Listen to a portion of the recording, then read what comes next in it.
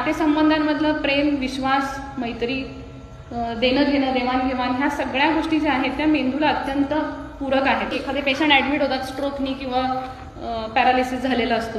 मग नातेवाईक आम्हाला विचारायला येतात, मॅडम हे असं कसं काय झालं, ह्याला कारण काय आहे सगळं होण्याचं, ह्यांना तर आधी काहीच नव्हतं, BP नव्हतं, शुगर नव्हतं, कुठलंही व्यसन नाही यांना, काही कोलेस्ट्रॉल नाही, काहीच नाही आहे, मग कसं काय हे असं झालं.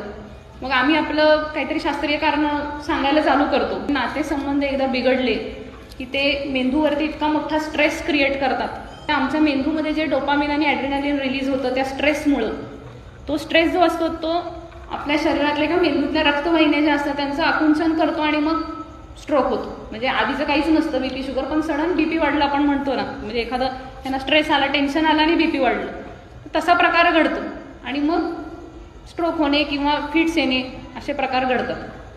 तसंच दुसरं जर सांगायचं म्हटलं तर स्ट्रोक होऊन गेलेले जे पेशंट असतात त्यांनासुद्धा आम्ही बऱ्याचदा सांगतो की अरे तुम्ही पेशंटला लवकर घरी घेऊन जावा. घरी गेले की ते घरच्या वातावरणात खूप चांगले सुधारतात.